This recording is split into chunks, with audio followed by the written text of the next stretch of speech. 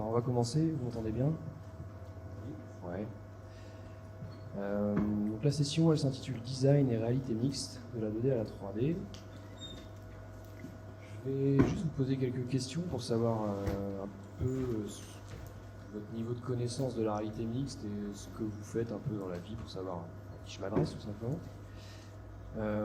Vous êtes, je pense, tous plus ou moins étudiants là, du coup à l'Institut du Design. Ouais. Est-ce qu'il y en a qui ont déjà entendu parler de la réalité mixte? Vous pouvez lever la main, ça fait ouais. Ouais, pas beaucoup en fait, ok.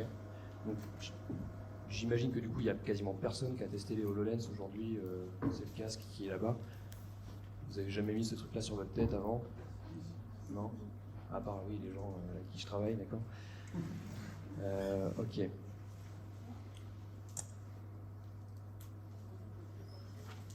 slides passent pas, ça va pas. Ok. Alors moi je m'appelle Benjamin Launay, donc je suis designer pour la société Synergis qui est basée à Saint-Malo, pas très loin, à Saint-Servant, là, juste à quelques encablures d'ici. Ce que je fais au sein de Synergis, c'est du design d'interface principalement, mais on va voir que c'est un petit peu particulier parce que jusqu'à maintenant, quand on parle d'interface, souvent on pense interface 2D, on pense à des choses comme du design mobile, des applications, etc.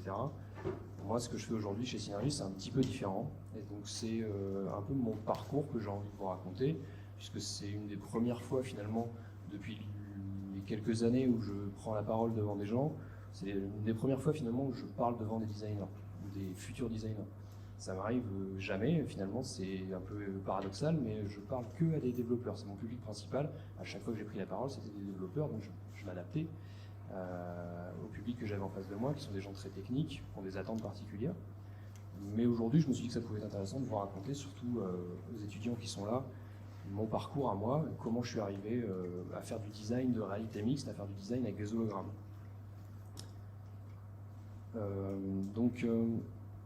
Ce qui s'est passé pour moi au niveau de mon parcours professionnel, j'ai terminé mes études vers 2009. Et puis, la première partie de ma carrière, pendant quelques années, j'ai fait du print, principalement. Donc, j'ai travaillé avec des imprimeurs, dans des agences de com, de marketing. Et donc, je faisais de la créa, des logos, des identités graphiques, des chartes graphiques. Et tout ça était consulté, in fine, sur des supports print, sur du papier. Ça pouvait être du flyer à la carte de visite en passant par des kakémonos, des formats beaucoup plus grands, mais ça restait de l'impression. Donc j'ai une bonne connaissance finalement de la chaîne graphique complète du print, mais jusque-là, entre ça et faire du design holographique, il y a un petit gap. Ce qui s'est passé par la suite, c'est que j'ai intégré une société qui faisait qui concevait une application. Alors, c'était pas super funky, c'était une application de gestion comptable, RH, etc. Donc, dit comme ça, c'est franchement pas très sexy. En fait, ça a été intéressant pour moi parce que ça m'a permis de rencontrer pour la première fois des développeurs et de travailler avec des développeurs.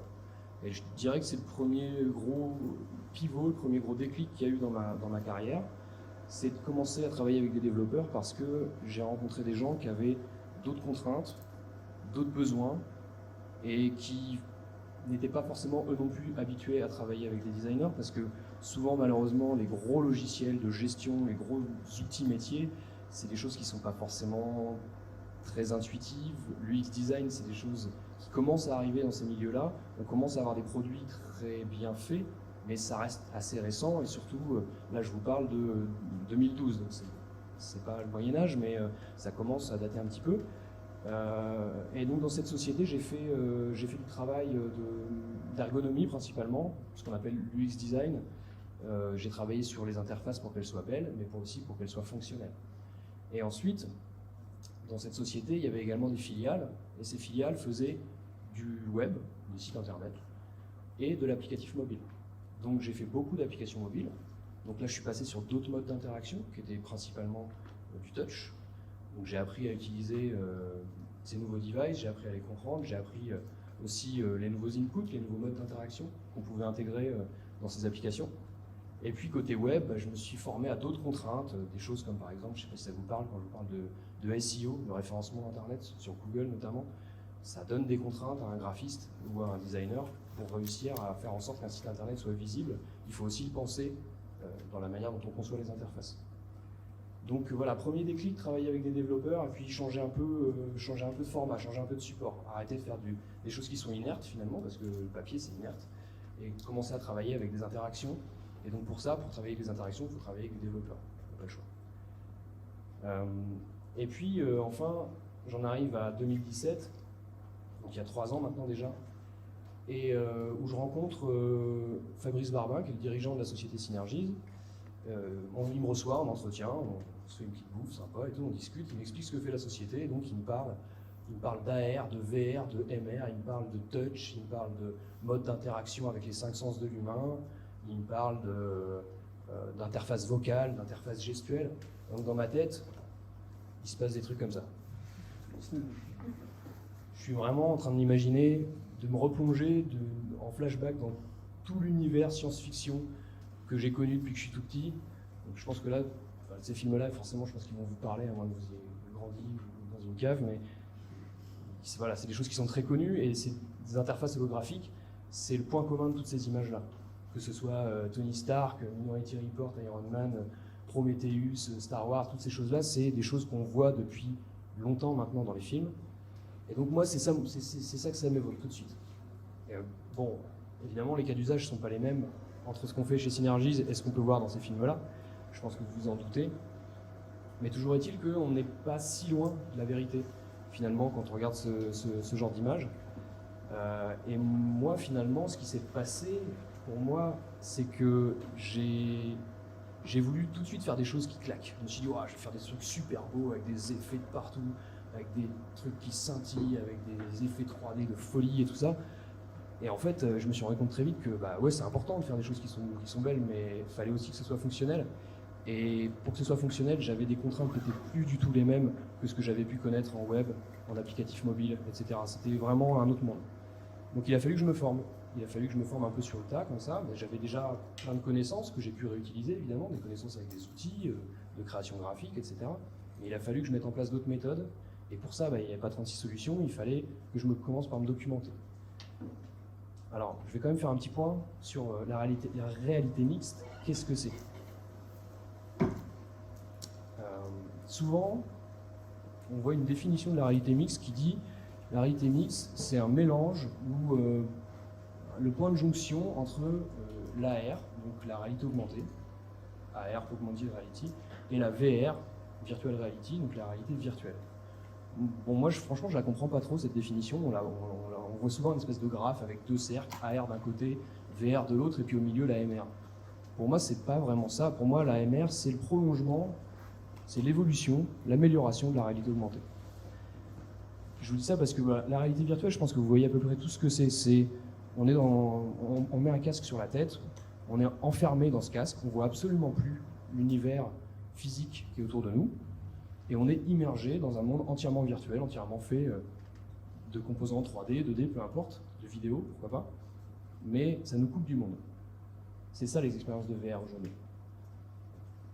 La réalité augmentée, on est sur quelque chose de complètement différent parce que l'idée c'est de voir le monde autour de nous et d'ajouter par-dessus le monde un calque d'informations qui va nous permettre d'augmenter ce qu'on voit dans notre environnement physique. Mais ça reste un calque d'informations, c'est-à-dire que on peut très bien visualiser des informations qui n'ont absolument rien à voir avec notre contexte physique présent à l'instant T. On peut très bien afficher en réalité augmentée des informations qui sont liées au cardio parce qu'on a une montre connectée autour du poignet. Ça n'a aucun rapport avec ce qui se passe autour de nous. La réalité mixte, c'est encore autre chose. C'est pas juste un terme marketing qui a été inventé en l'occurrence par Microsoft parce que c'est des pionniers en la matière avec notamment le HoloLens. C'est une extension, c'est une amélioration de la réalité augmentée parce qu'on est dans un même cas où on va voir le monde autour de nous, mais plutôt que simplement afficher un calque d'informations, on va prendre en compte l'environnement physique autour de nous, grâce à des caméras, grâce à des capteurs.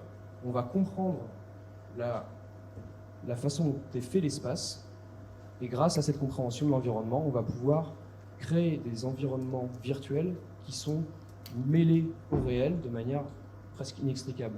On va pouvoir poser des objets sur les tables et faire en sorte que ces objets ne puissent pas traverser, ces objets virtuels ne puissent pas traverser les objets physiques.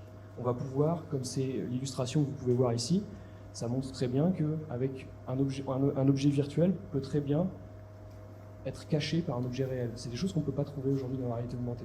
Alors, la réalité augmentée, elle tend à rejoindre la réalité mixte parce qu'elle évolue aussi, et elle évolue avec des capteurs, elle évolue avec ce qu'on appelle du spatial computing, et donc de la compréhension de l'environnement. Et donc, je pense que ce qui va se passer, c'est qu'un jour, il n'existera plus qu'un terme. Mais bon, tout ça, c'est un peu de la sémantique.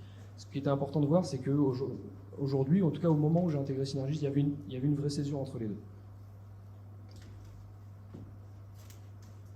Alors, pour parler un petit peu hardware, pour parler un petit peu des devices de réalité mixte,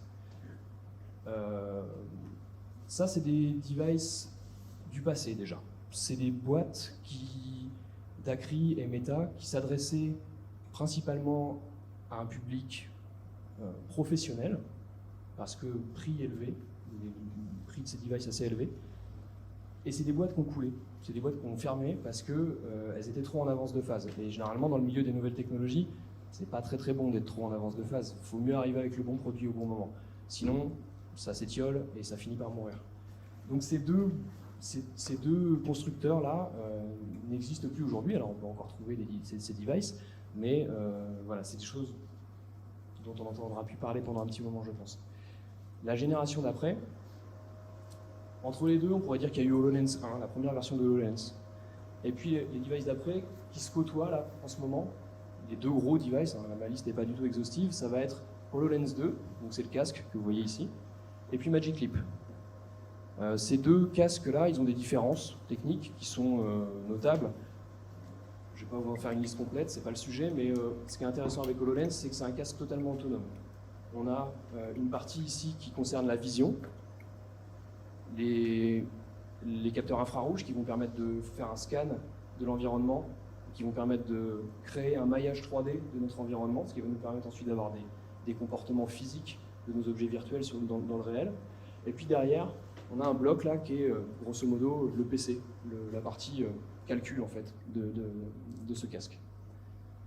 Et puis Magic Leap, c'est un petit peu différent. C'est une partie vision qui se met autour de la tête, et puis la partie unité centrale, elle est déportée sur un petit boîtier qui vient se mettre à la ceinture, ce qui fait qu'on a un câble, c'est un petit peu moins agréable, et puis on va surtout naviguer dans les interfaces avec un espèce de petit pad, une petite télécommande.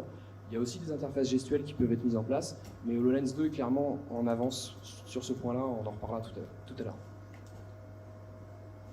Et puis il y a les devices du futur. Alors je ne vais pas faire des prophéties, mais ce qui va se passer très certainement, c'est plus un secret maintenant, quasiment, c'est que Apple, et puis sans doute Google par la suite, vont sortir eux aussi leurs lunettes connectées, les Apple Glass, ou je ne sais pas comment ils vont appeler ça, parce que Apple aujourd'hui, ils ne sont pas connus pour être des innovateurs, ils ne sont pas connus pour être des early adopters. Eux, leur créneau, c'est de sortir le bon device au bon moment, et ça cartonne. Tout le monde va se ruer sur les lunettes de Apple quand elles vont sortir, ça paraît presque une évidence. Mais ils vont le sortir quand leur technologie sera mature, vraiment. Et je pense qu'eux vont adresser un usage beaucoup plus grand public que HoloLens 2 aujourd'hui, qui s'adresse à un public plutôt professionnel, même vraiment quasiment exclusivement professionnel. Et puis Google, ils ont déjà fait les Google Glass, ça a été un four monumental, parce que, encore une fois, trop en avance de phase, et puis aussi parce que clairement c'était pas un device très intéressant, c'était de la réalité augmentée, avec un tout petit affichage, avec des modes d'interaction qui étaient très très limités, donc des cas d'usage qui n'ont pas été forcément trouvés par les utilisateurs. C'était un peu un gadget, et ça a complètement périclité, mais ils ont des moyens colossaux. Et si Apple se lance sur ce marché-là, il y a de fortes chances qu'ils fassent pareil, d'autant que Google a un système à vendre qui s'appelle Android, et c'est un très bon moyen de vendre ce système. Donc ensuite, ce qui est intéressant de voir, c'est la vision de Microsoft, mais pas que, par rapport à la réalité mixte. Microsoft considère que la réalité mixte, c'est le futur du smartphone. C'est-à-dire que demain, plutôt que d'avoir un téléphone et d'avoir les yeux rivés sur son petit écran borné, limité, eh bien on va avoir des lunettes qui vont nous permettre d'afficher de l'information de manière contextuelle à notre environnement.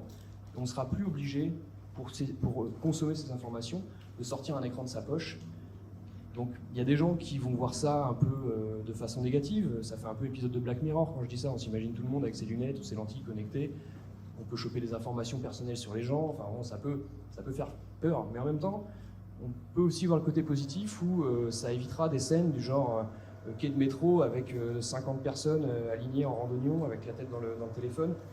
C'est une autre façon de consommer de la data. La data, de toute façon, aujourd'hui, ça fait partie de notre vie. Et les réseaux sociaux, toutes ces choses-là, c'est des choses qui sont vraiment intégrées à notre quotidien. Donc, le postulat de Microsoft, c'est demain, le smartphone, ce sera juste une unité centrale qu'on verra de la donnée à un autre mode de visualisation. Voilà. En gros, c'est ça l'idée. Donc, qu'est-ce que ça va changer? Ça va changer notre mode de consommation de la donnée, ça je l'ai déjà dit. Ça va changer notre rapport à l'espace, évidemment, parce qu'on pourra avoir des informations contextuelles à l'espace qui est autour de nous. Je vais pouvoir regarder une peinture, un graffiti qui est dans la rue, et grâce à de l'analyse d'image, savoir qui est l'artiste, savoir quand est-ce qu'a été peint cette fresque. Je vais pouvoir... il y a aussi évidemment des cas d'usage beaucoup plus mercantiles, et on est sûr que les GAFA vont se ruer sur ces cas d'usage-là.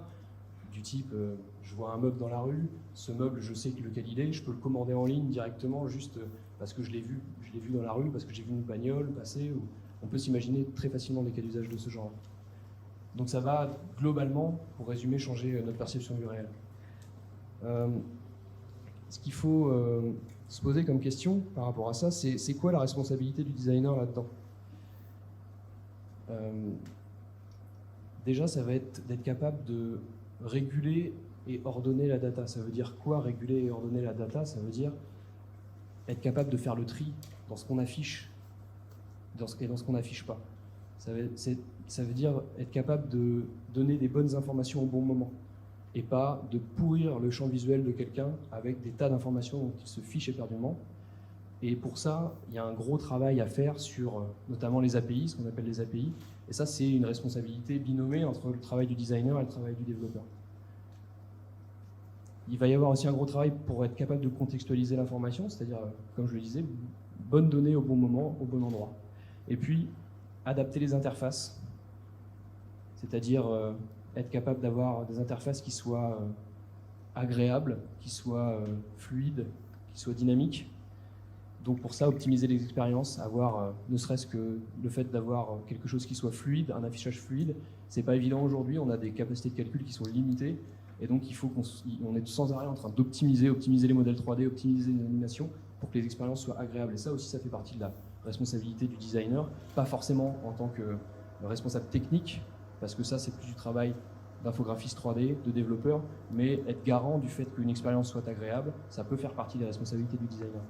Ces petits screenshots là que je vous ai mis, ils sont extraits d'un film de Keiichi Matsuda c'est un court-métrage qui s'appelle Hyper Reality, et il est dispo sur Vimeo et YouTube.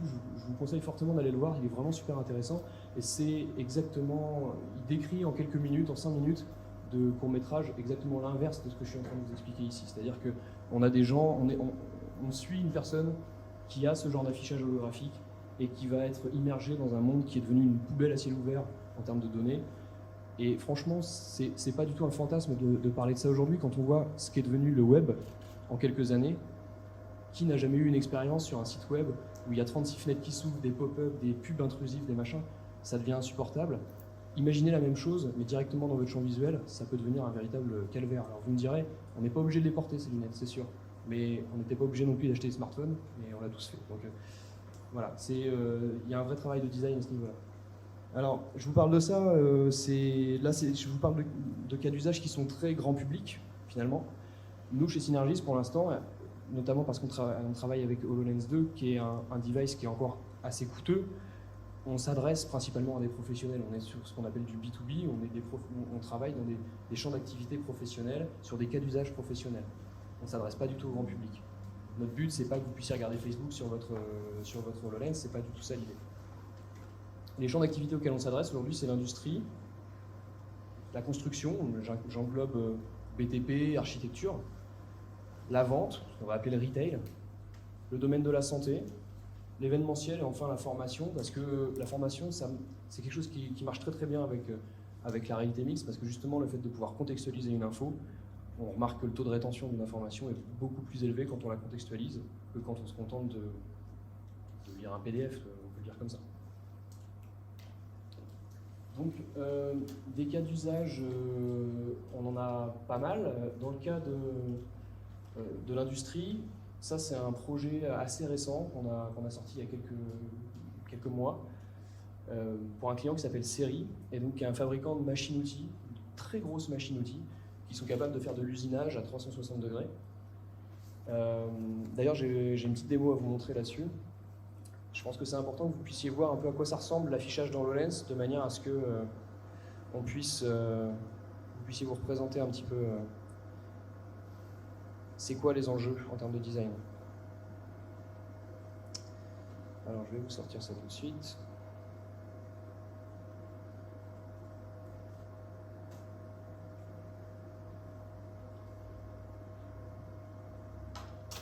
Tac.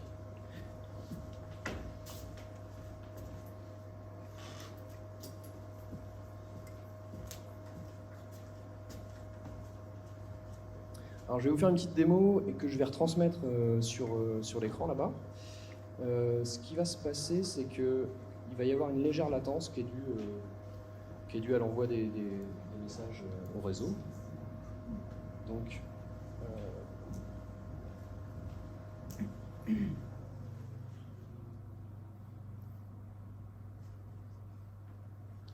devriez voir apparaître ce que je vois là d'ici quelques secondes.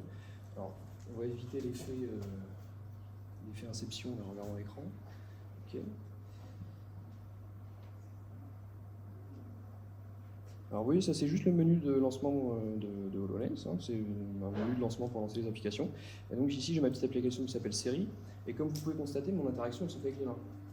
Donc en fait, HoloLens 2, c'est pas le cas de HoloLens 1, est capable de détecter mes mains, de détecter les jointures de mes phalanges, de mes doigts, de mon poignet, et donc du coup il connaît la position exacte du squelette de ma main.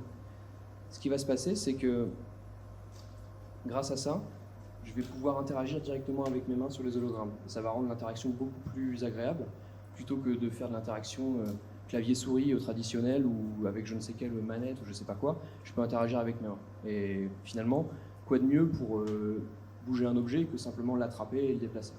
Donc, je suis en train de lancer l'application qui met un peu de temps. Vous voyez, je ne sais pas si vous voyez le logo Made with Unity. Unity, c'est la plateforme, c'est l'environnement de développement qu'on utilise pour faire des applications avec HoloLens. Alors là, vous voyez, je vais essayer de bouger doucement pour que ce ne soit pas trop vomitif. Vous voyez qu'il y a une grosse machine avec une petite cible en dessous, qui est une petite cible qui va me permettre de placer mon hologramme. Donc là, quand je tends la main, j'ai un rayon qui vient sortir de ma main et avec un curseur au bout. Et ce rayon, il va me permettre de saisir des objets à distance également. Je peux saisir les objets de façon proche, ce qu'on va appeler une interaction proche, et puis je peux aussi interagir à distance. Donc ici, je vais juste cliquer sur cette cible, et vous voyez qu'ici, immédiatement, il reconnaît le sol. Ça veut dire qu'il a déjà scanné l'environnement, et donc je vais pouvoir bouger mon objet et puis le placer où je veux, le placer sur le sol, comme si c'était un objet physique. Donc voilà, je le place là. Et donc là, on ne se rend pas compte parce que c'est une machine qui normalement fait 12 mètres de diamètre, quelque chose comme ça. Donc c'est une très très grosse machine. Et finalement, alors ça va être un peu embêtant parce que je vais avoir besoin de mes mains. Vous voyez ici, j'ai un menu qui apparaît quand je fais tourner ma main comme ça. Et ce menu, il est greffé à la tranche de ma main, donc il va me suivre partout. C'est une interface qui est corporelle en quelque sorte. Et donc ce menu, c'est un menu principal. C'est en gros c'est une espèce de menu de shortcut, de raccourci vers les fonctionnalités dont j'ai le plus besoin sur cette application. Donc là, j'ai un bouton Hide Carter qui va me permettre d'enlever l'enveloppe. Hop, voilà. Et puis ensuite, par exemple, je peux faire un transform.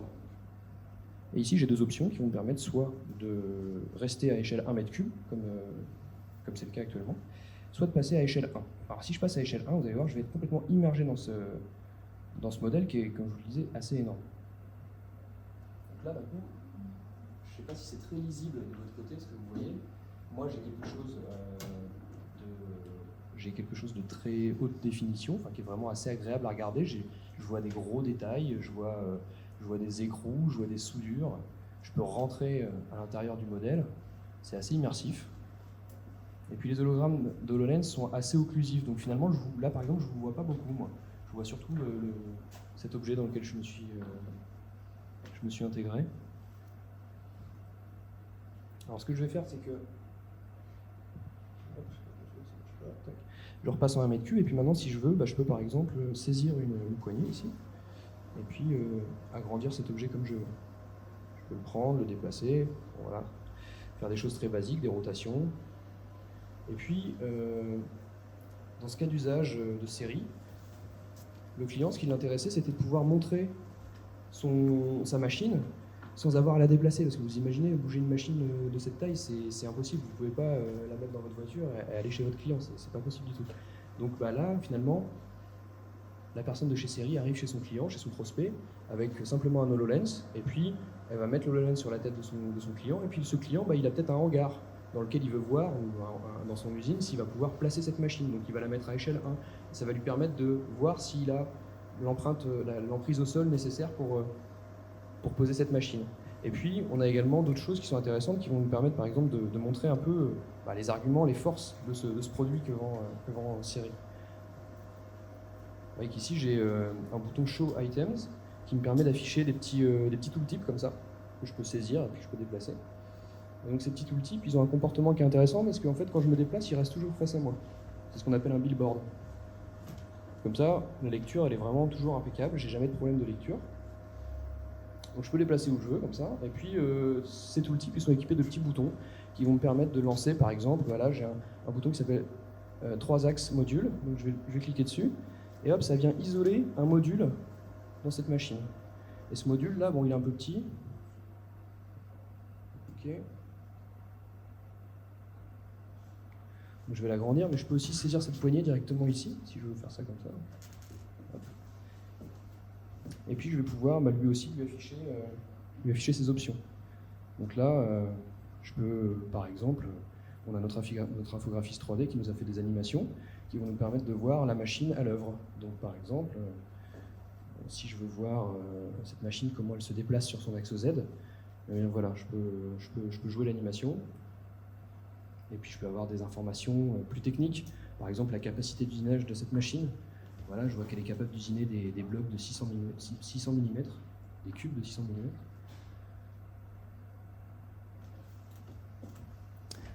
Donc voilà pour la petite démo. Ça c'est un cas d'usage qu'on appelle sublimation et qui revient finalement assez souvent. Parce qu'en fait, des clients qui ont des machines très imposantes ou très coûteuses et qui ne peuvent pas déplacer, on en a pas mal.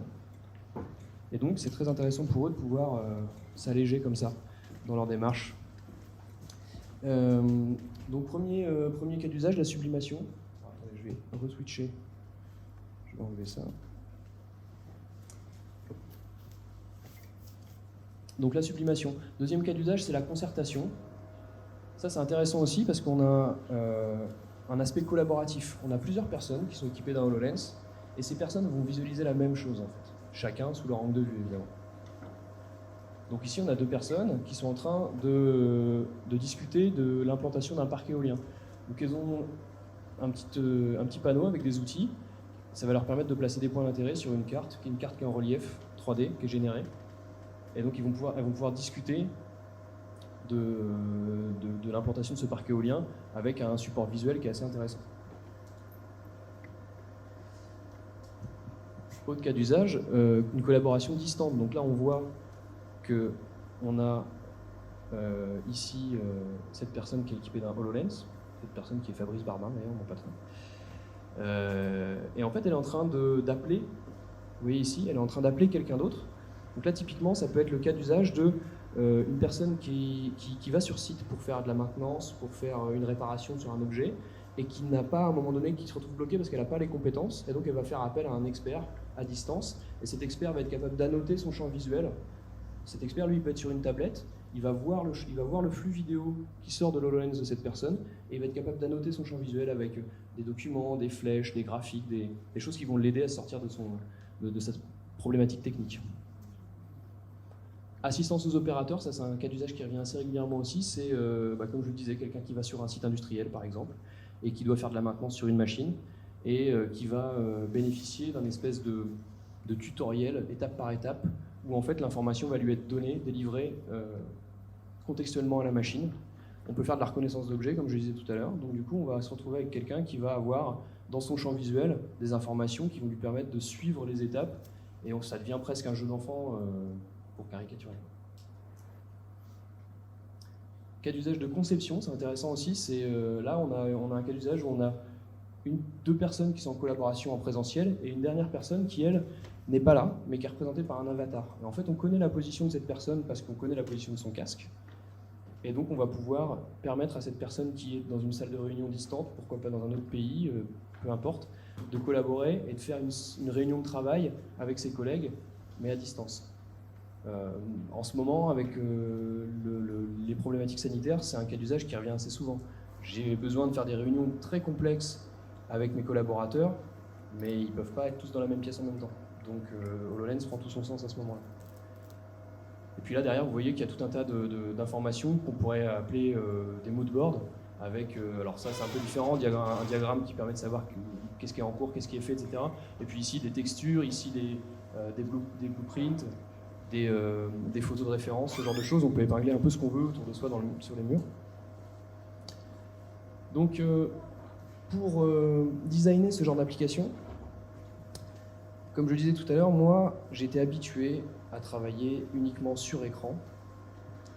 Et donc, j'ai eu besoin, à un moment donné, de me documenter, de faire de la veille, et de trouver des méthodes de travail différentes de ce que je connaissais, parce que j'allais me retrouver rapidement bloqué. Donc, pour ça, j'ai eu besoin d'élargir un peu mon horizon, et comme je vous l'expliquais tout à l'heure, ok, mes slides passent plus. Bien. Ça va être pratique. C'est Tony Stark qui a tout fait bugger. Voilà. L'idée, c'était de sortir du cadre, au sens littéral du terme. Jusqu'à maintenant, je travaillais sur des écrans, pour des écrans, ou alors, avant, sur des écrans pour des formats bien définis. Il y avait toujours cette notion de cadre, finalement. Ce qui est intéressant maintenant, c'est que je travaille sur des écrans, toujours. J'ai encore une bonne partie de mes outils qui sont sur ordinateur, mais le support final sur lequel va être vu ce que je conçois, c'est un environnement qui est potentiellement infini, c'est l'espace autour de moi. Donc ça change beaucoup de choses dans la façon dont je travaille, les interfaces notamment. Alors, j'ai mis en place une méthode que je mets en place en fait, depuis que je travaille. L'idée, c'est de se dire, faut que je connaisse très très bien mon support, faut que je connaisse très très bien mon projet, et il faut que je connaisse très très bien l'utilisateur final. Et quand j'aurai confronté ces trois grands silos, ces trois grands acteurs, je vais réussir à trouver les bonnes méthodes pour travailler. Alors, ce qui va se passer, c'est que côté support, côté device en l'occurrence, ce qui va m'intéresser, c'est les spécifications techniques et les limitations aussi du device. Par exemple, un HoloLens, à l'intérieur, c'est une batterie de téléphone pour caricaturer. Ça n'a pas une énorme autonomie. C'est intéressant de savoir comment optimiser une expérience pour que quand on met le casque et qu'on lance l'application, on ne se retrouve pas en panne de batterie au bout d'une heure. Donc ça, c'est des choses qui sont intéressantes. Le framerate, je le disais, la fluidité des interfaces. Et aussi le FOV. Le FOV, c'est un truc dont on reparlera tout à l'heure. Ça veut dire Field of View. C'est le champ visuel, en fait, du HoloLens. C'est le champ visuel dans lequel vous allez pouvoir voir des hologrammes et au-delà duquel les hologrammes n'existeront plus. Ils seront hors champ. Et ce FOV, ça a été une problématique très importante, notamment sur HoloLens 1. On y reviendra tout à l'heure.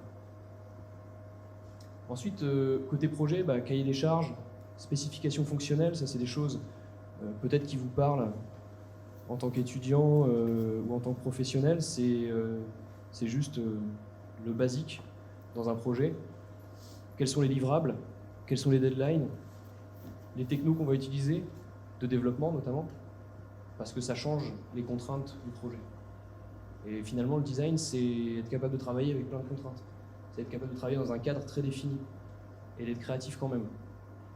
Et enfin, il y a l'utilisateur. Qu'est-ce qu'il fait cet utilisateur? C'est quoi son métier? C'est quoi ses outils? Dans quoi il est bon? C'est quoi sa formation? Qu'est-ce qu'il a comme connaissance du device? Est-ce qu'il a déjà utilisé HoloLens ou jamais? Est-ce qu'il a juste essayé vite fait comme ça sur un salon? Ou est-ce que c'est un habitué? Et ça va changer complètement la donne dans la façon dont on va concevoir les interfaces, en fonction de si on a affaire à un expert ou à un total novice. Donc comprendre les interactions. Il y a une idée reçue qui dit, les gens pensent souvent, quand on parle de HoloLens et qu'on leur représente, que c'est, dans l'absolu, HoloLens, c'est intuitif. Quand on va le mettre sur la tête, on va pouvoir faire des trucs de fou, un peu comme les images que j'avais dans la tête avec Tony Stark et autres. On va pouvoir immédiatement faire des trucs spectaculaires, etc. Et en fait, il faut bien voir qu'une application HoloLens, c'est comme une application mobile, c'est comme une application desktop.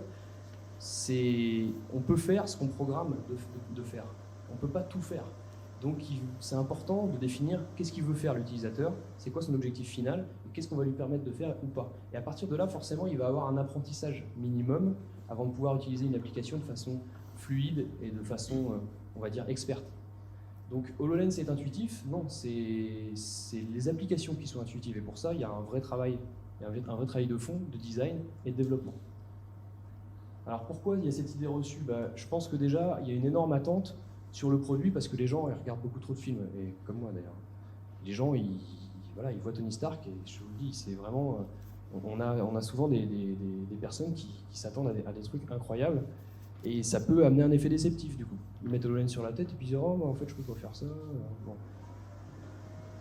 Il y a aussi le fait qu'il y a un passif 2D très présent dans l'esprit des gens. Tout le monde aujourd'hui sait naviguer sur un smartphone avec le touch. Tout le monde sait naviguer sur un PC avec un clavier et une souris. Donc les réflexes qu'on a en termes d'interaction ne sont pas forcément les bons. On ne va pas forcément s'imaginer qu'on peut saisir un objet. Ça nous paraît naturel une fois qu'on le sait, mais quand on se retrouve devant quelqu'un qui n'a jamais utilisé un HoloLens, souvent il va chercher comment cliquer. C'est bête, mais... Alors en fait, on a un peu les deux extrêmes ici. On a celui qu'on attend trop, puis celui qu'on n'attend pas assez.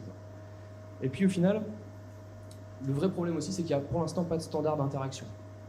C'est une technologie qui est toute nouvelle, et donc on essuie un petit peu les plâtres. On se retrouve avec, comme je vous le disais, sur le touch, je sais pas, par exemple le mouvement du pan zoom, avec 2 doigts comme ça pour zoomer. Tout le monde le connaît celui-là, et il est le même sur toutes les plateformes. Et que ce soit le web, iOS, Android, peu importe, il existe. Et vous savez que vous voyez une image, 99% du temps vous faites ça, ça va zoomer dedans. Sur HoloLens, c'est pas le cas. Il n'y a pas de standard aujourd'hui. Enfin, sur HoloLens, c'est dans la réalité mixte de manière générale. Justement parce qu'il y a plusieurs devices, il n'y a pas que HoloLens. Il y a aussi un côté, une concurrence qui va venir brouiller un petit peu les pistes. Et pas qu'une concurrence d'ailleurs, même les versions antérieures de HoloLens brouillent un petit peu les pistes sur ce qu'on peut faire et la manière de le faire dans HoloLens. Ici, vous voyez ce gif là, c'était, vous m'avez vu le faire tout à l'heure, c'est ce qu'on appelle un AirTap. En fait, c'est un clic de souris. Je regarde devant moi, j'ai un petit curseur qui suit le mouvement de ma tête, et quand je viens pointer sur quelque chose qui m'intéresse et qui potentiellement est interactif, je clique. C'est vraiment quelque chose qui a été mis en place presque de manière pédagogique de la part de Microsoft au lancement du premier HoloLens pour dire les gens ont l'habitude de pointer et de cliquer, on va faire la même chose. Et ça marche très bien parce que les gens, la plupart du temps, saisissaient assez bien ce mode d'interaction. Bien qu'on avait des gens avec les doigts un peu palmés qui faisaient des trucs un peu n'importe comment, mais voilà, la plupart du temps ça marchait bien. Maintenant, on a aussi d'autres devices. Je parlais de Meta tout à l'heure. Vous voyez comment on clique sur Meta, c'est on met le doigt devant l'objet, le texte en l'occurrence interactif, et on attend une demi-seconde et hop, ça clique. Donc là, on est encore sur un autre mode d'interaction. Et enfin, là-bas, on a Dacry. Et alors, chez Dacry, on a des possibilités qui existent aussi sur HoloLens d'ailleurs, c'est je regarde un objet, j'attends que mon curseur finisse son animation, et quand l'animation est terminée, poc, ça clique. Donc là, 3 devices, 3 types d'interactions différents. Donc on comprend que la concurrence peut amener aussi des petits problèmes d'intuitivité ensuite dans la façon dont l'utilisateur va concevoir la manière d'interagir. Du coup, ce qu'on fait, c'est qu'il faut pratiquer ce qu'on appelle l'onboarding. Ça veut dire littéralement embarquer l'utilisateur dans son application. Quand on met un HoloLens sur la tête de quelqu'un, il faut lui apprendre les basiques. Si jamais c'est quelqu'un qui est complètement newbie, complètement novice, qui n'a jamais utilisé HoloLens, il faut absolument qu'on puisse lui montrer ce qu'il a le droit de faire et ce qu'il n'a pas le droit de faire. Et pour ça, on met en place ce qu'on appelle l'onboarding. Alors l'onboarding sur un sujet plus du monde physique, on va dire. Par exemple, Brompton, c'est la marque de vélo pliant. Comment ils font Brompton l'onboarding? Ils le font de 3 façons. Déjà leur logo, qui en 3 étapes vous montre comment plier son vélo. voyez, Brompton, c'est les vélos pliants où c'est génial, hein, on plie son vélo, on s'en va avec, c'est pas trop lourd et tout, c'est pas encombrant. Par contre, si le client, quand il s'en va et qu'il rentre chez lui, il fait son premier trajet en vélo et quand il arrive au boulot, il veut plier son vélo et il passe un quart d'heure à s'exciter sur le machin, il sait pas comment le plier, ça va l'énerver, il va être frustré et il va avoir une mauvaise expérience du produit. Donc, Brompton met un point d'honneur à ce que le client comprenne très très vite comment il faut plier son vélo. Donc il y a le logo, il y a évidemment sur des plateformes web et autres sites internet des vidéos et des gifs, en l'occurrence c'est un gif. Et puis le basique, c'est le vendeur. Voilà. Vous allez en boutique acheter un Brompton et le vendeur il ne vous laisse pas partir tant qu'il ne vous a pas expliqué en long, en large et en travers comment on plie le vélo, et quand il est sûr que vous avez bien compris, là vous pouvez partir avec votre vélo. Donc on a notre petit mec là en short bleu, et ben lui il pratique de l'onboarding, il ne le sait peut-être pas mais c'est ça qu'il fait. Donc dans HoloLens, comment ça se passe l'onboarding? On a différentes possibilités, hein, évidemment. On a déjà le basique, ça va être ici sur cette petite application qui vous apprend à faire du piano par contextualisation d'un clavier quasiment par-dessus vos doigts. On a cette petite carte, ce petit principe de carte qu'on retrouve dans les applications mobiles. Vous savez, vous lancez l'application pour la première fois, et vous avez une petite carte en 4-5 étapes. Vous pouvez faire skip, skip, skip si vraiment ça vous saoule de lire 3 lignes de texte, mais c'est le basique pour apprendre à quelqu'un. Vous pouvez faire ci, vous pouvez faire ça. Ici, il y a le picto, vous cliquez dessus, ça fait ça. Donc c'est vraiment du basique. Clairement, c'est pas ce qu'il y a de plus intéressant sur HoloLens. Il y a des manières plus intéressantes d'utiliser le device pour expliquer quelque chose à quelqu'un. On a d'autres choses qui sont beaucoup plus intéressantes. Ça, c'est un jeu vidéo sur HoloLens 1 qui s'appelle Fragment. Et là, l'onboarding, il est pratiqué par un avatar, un PNJ qui vient vous voir.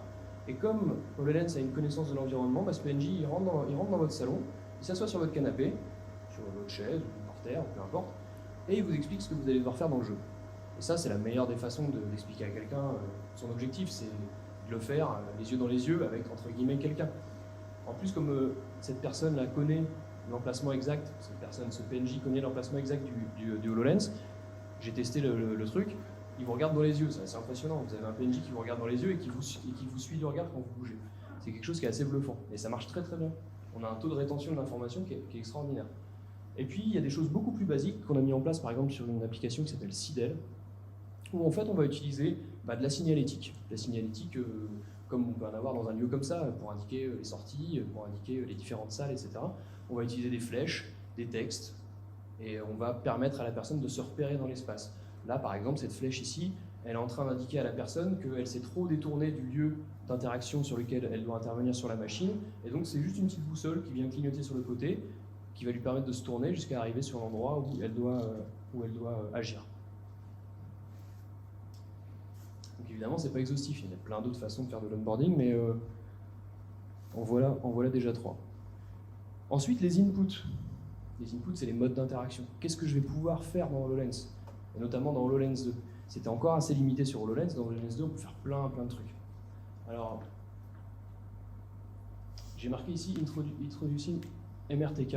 MRTK, ça veut dire Mixed Reality Toolkit. On va en reparler tout à l'heure. C'est une boîte à outils qui permet de faire des interfaces avec HoloLens. Qu'est-ce qu'on peut faire dans HoloLens? Pour schématiser, on a 4 modes d'interaction différents. On a tout ce qui va se passer au niveau des yeux. Je parlais du gaze tout à l'heure. Le gaze, c'est j'ai un curseur qui va suivre les mouvements de ma tête. Donc on n'est pas vraiment sur une interaction avec les yeux, mais on est sur une interaction, on va dire, qui est visuelle. C'est un curseur de souris, grosso modo, mais c'est un truc en forme de donut qui va se déplacer comme ça quand je vais bouger la tête. Et puis aussi, beaucoup plus intéressant, mais plus difficile à utiliser, on a ce qu'on appelle le eye tracking, qui va être en fait une caméra de HoloLens qui filme vos yeux en permanence et qui du coup connaît la position de vos pupilles. Et quand vous allez bouger les yeux, le curseur il va bouger en fonction de là où vous regardez. On a une séquence d'initialisation de HoloLens qui permet de faire la calibration des yeux, parce qu'on n'a pas tous les yeux foutus de la même façon, plus ou moins écartés, plus ou moins proches. Donc cette calibration elle est importante, elle va utiliser le eye tracking pour vous faire regarder des endroits où il y a des gemmes, et quand vous regardez la gemme se détruit, comme ça. C'est une application qui est toute bête, mais elle est vraiment bluffante parce qu'on a une interaction qui est très très précise. Ensuite, on a tout ce qui va être avec la main. Je vous ai parlé du AirTap tout à l'heure pour cliquer, mais on a aussi, comme je vous le disais, le hand tracking qui permet de saisir les objets, les déplacer, faire du scale, de la rotation, etc. Ça, c'est assez intéressant aussi. On a également un mode d'interaction qui va être un mode d'interaction vocal. Tout ce qui va être au niveau de la voix, ce qu'on va appeler le dictation, ou le speech recognition, ça va être en gros, vous dites quelque chose, ça lance une action. Ça peut être par exemple, vous voyez un texte sur un bouton, vous dites le texte qui est sur le bouton et ça active le bouton. Mais ça peut aussi être des choses que vous allez dire juste parce que vous savez que le mot est un mot-clé qui va déclencher une interaction. D'ailleurs, j'ai une petite vidéo à vous montrer tout à l'heure en rapport avec ce mode d'interaction. Et puis enfin, on a, et je pense que c'est le moins intéressant, mais dans certains cas d'usage précis, dans certaines problématiques métiers, le fait de pouvoir connecter en Bluetooth, par exemple, n'importe quel type de device, de manette, de contrôleur sur le HoloLens. Et ça, c'est super intéressant. Par exemple, chez Synergis, il n'y a pas très longtemps, on a fait une application où on pouvait déplacer des modèles 3D avec une manette de Xbox.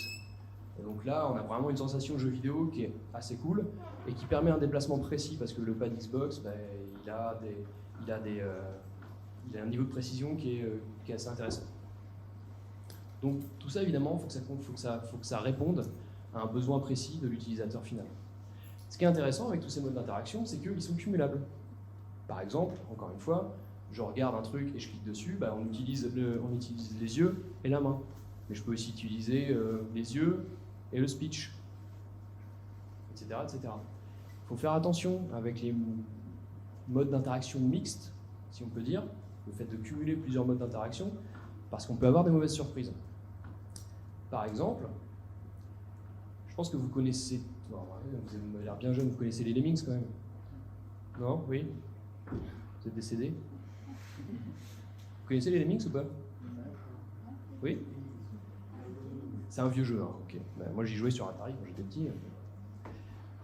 Ça reste un classique pour moi. Vous voyez, le principe, c'est j'ai une barre d'outils ici qui correspondent à des actions. Creuser, fabriquer un pont, faire exploser mon Lemmings, créer un bloqueur, etc. Et là j'ai mon curseur qui est représenté par la croix qui est là.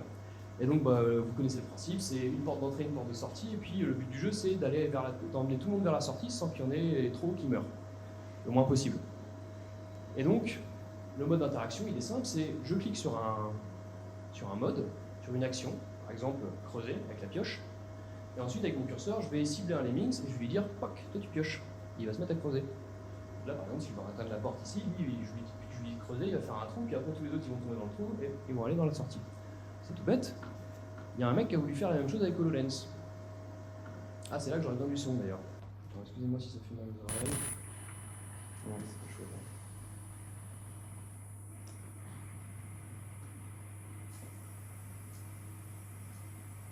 Build bridge. Vous voyez ce qu'il dit, il dit build bridge, construire un pont. Je vous laisse regarder la vidéo, puis je vais la commenter après.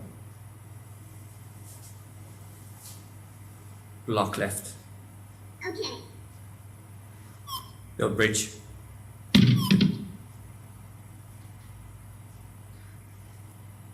Build bridge. Il est mauvais, hein. Destroy. Build bridge. Build stairs. C'est le développeur, hein. Il est en train d'être frustré par son propre jeu là. Lock left.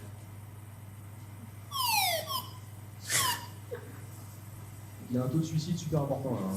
Destroy.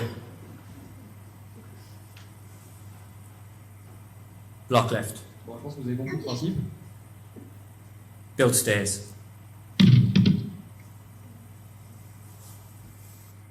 Voilà.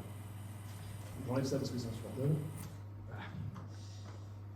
Ce qui s'est passé dans cette vidéo, c'est qu'on a vu quelqu'un galérer complètement sur son jeu, qu'il a lui-même développé, hein, donc il est censé être un peu expert sur le truc normalement.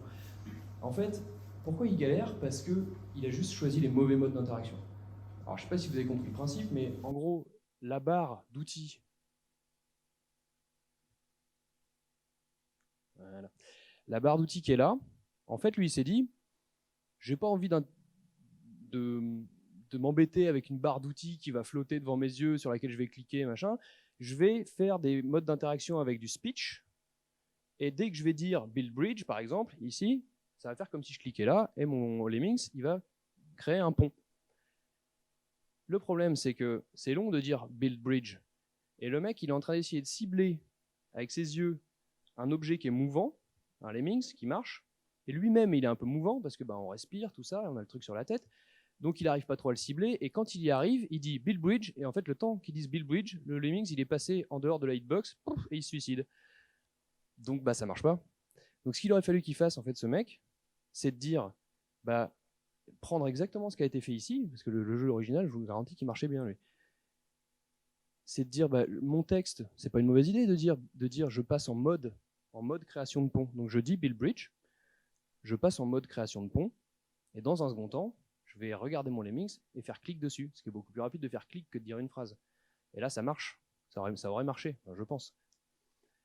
Mais bon, voilà, c'est la preuve que des fois, on a des bonnes idées, parce que clairement, faire un lemmings en 3D, je trouve que c'est une super bonne idée, mais il faut choisir les bons modes d'interaction, sinon c'est juste frustrant, en fait. Hop, c'est bon.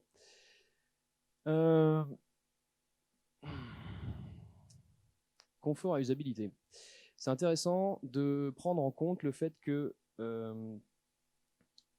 c'est beaucoup plus intrusif les interfaces HoloLens parce que, encore une fois, c'est pas sur un écran déporté où là, j'en ai marre de voir mon PC, je m'en vais.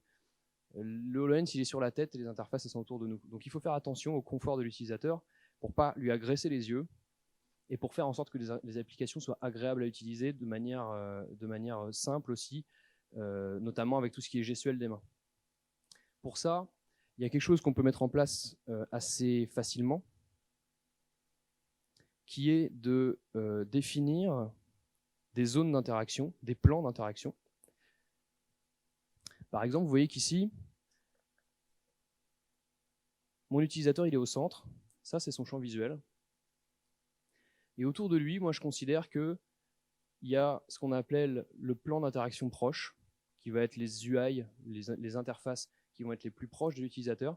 Et on ne va pas les placer à plus de 55 cm de lui. Parce qu'au-delà, il ne va pas réussir à les attraper. Il va devoir se déplacer pour les attraper. Et si on est sur de l'UI qu'on pourrait appeler UI primordial, c'est des UI dont on va se servir très souvent. Il ne faut pas que ce soit galère à utiliser, il ne faut pas que j'épingle le truc à l'autre bout de la pièce et quand j'ai envie de m'en servir, il faut que j'aille marcher jusqu'à l'autre bout. C'est pas du tout comme ça qu'il faut voir les choses. Donc on définit un plan qu'on va appeler le plan d'interaction, et plus loin, dans un second temps, on va avoir une scène 3D avec des objets 3D, des hologrammes. Et ce qui est intéressant, c'est que du coup, j'ai mon plan d'interaction, et quand je vais cliquer dessus, généralement ce qui se passe, c'est que je clique sur un bouton, ça fait quelque chose sur l'hologramme, ça a un impact sur l'hologramme qui est derrière. Donc j'ai deux plans, avec une profondeur de champ classique, je clique sur mon bouton, et il se passe quelque chose directement sur mon hologramme qui est derrière. Action, conséquence, c'est basique, et ça marche très très bien comme ça.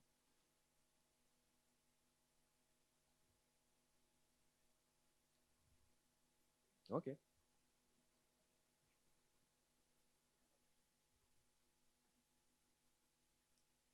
Ouais. Du coup, je parlais d'un plan d'interaction proche, 55 cm. Je ne sais pas pourquoi c'est passé en anglais. Near Interaction Plane, ok. On a la zone 3D dont je parlais avec les hologrammes, la zone de lecture maximum, au-delà d'une certaine distance.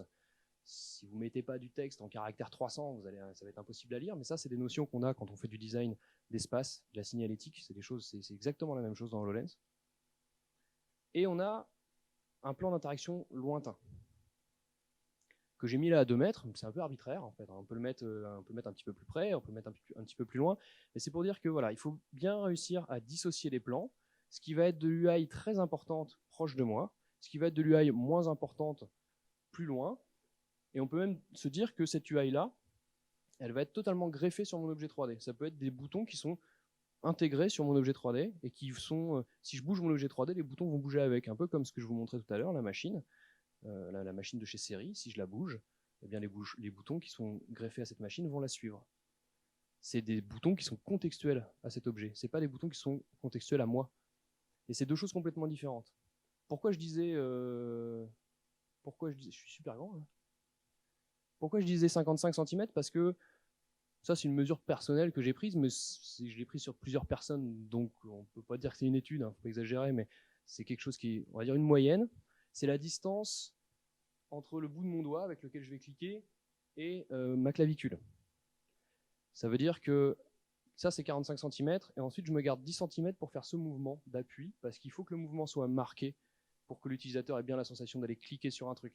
Si on avait du retour haptique, si quand on cliquait sur l'interface holographique, on sentait un picotement sur le bout des doigts, bah, il n'y aurait pas besoin de ce truc-là. Mais là, si on fait pas ça, on a tendance à passer à travers les hologrammes. Et le clic n'est pas pris en compte, et donc on s'énerve, et bon, l'expérience est mauvaise. Je vous passe les détails, mais voilà, dissocier les plans, c'est vraiment quelque chose qui est très intéressant. Plan d'interaction proche, lointain, scène des objets 3D. Vous voyez qu'ici, on a un bâtiment qui est dans la scène d'objets 3D, un plan d'interaction lointain, même s'il n'est pas très lointain, et un plan d'interaction plus proche, qui est une série de boutons qui est reliée à mes déplacements. Quand je vais me déplacer, cette série de boutons, dès que je vais baisser la tête, elle va être là. Et elle va me suivre partout. Donc ça, c'est des choses qui sont intéressantes à prendre en compte, mais comment on le fait concrètement? Comment on fait en sorte que les boutons ils me suivent? Comment on fait en sorte que les boutons, on puisse les épingler, qu'on puisse les déplacer, etc. Tout ça, c'est des notions de développement, mais moi, en tant que designer, il faut que je les connaisse. C'est des contraintes. Il faut que je sache ce que je peux faire et ce que le développeur va pouvoir faire. Si je lui fais une interface complètement what the fuck à la Iron Man, et je lui donne ça, et puis je dis, bah tiens, vas-y, amuse-toi. Puis je reviens 3 semaines après, le mec, soit il est en train de pleurer, soit il a quitté la boîte, soit c'est un génie et il a réussi, mais il y a peu de chance. Lui aussi, il a des contraintes fortes et il a des outils qui ne peuvent pas forcément faire tout et n'importe quoi. Donc, on a ce qu'on appelle, je vous en parlais tout à l'heure, le MRTK, le Mixed Reality Toolkit. C'est une boîte à outils qui est composée de tout un tas de trucs. Donc ça, c'est le MRTK 2.1, qui est je crois, le dernier en date, qui est directement lié au HoloLens 2. Et donc, vous allez reconnaître un certain nombre de choses dont je vous parle depuis tout à l'heure. Le speech et le dictation, le hand tracking pour la reconnaissance des mains, le eye tracking, etc., etc.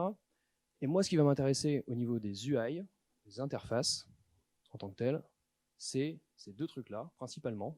D'autres choses aussi, mais principalement ces deux trucs-là. Les UI control et les solvers. Les UI control, bah, c'est une série de composants que vous allez retrouver sur vos smartphones et autres. C'est les mêmes, sauf qu'ils sont en 3D. C'est des sliders, c'est des boutons, c'est tout un tas de trucs que vous connaissez déjà et qui sont disponibles en 3D. Donc un bouton 3D, c'est quoi? Bah, c'est un plan, sauf qu'au-dessus, il y a une coque 3D, et puis quand je pousse dessus, bah, il fait un mouvement de 3D, et puis ça prend la lumière. Voilà, on sait tout ce que c'est un bouton 3D. Ça n'a pas besoin d'être un truc en forme de bouton skeuomorphiste avec des détails de partout, des textures de folie qui ressemblent à un bouton de vieille console de centrale nucléaire d'ex-URSS. Il n'y a pas besoin. Un bouton, c'est juste un truc sur lequel on clique, et il faut donner envie de cliquer dessus. Donc les UI control, ils sont très basiques, ça va ressembler vraiment à des contrôles 2D sur lesquels on a mis une espèce de surcouche 3D en fait. Et puis les solvers, c'est en fait des comportements qu'on va venir attribuer à ces éléments. Par exemple, j'ai un bouton, et ce bouton, j'ai envie de pouvoir l'épingler. Il faut que je lui mette un solver qui permette de l'épingler. Et ce bouton, après, j'ai envie qu'il me suive. Alors il faut que je lui mette un solver qui va lui dire de me suivre.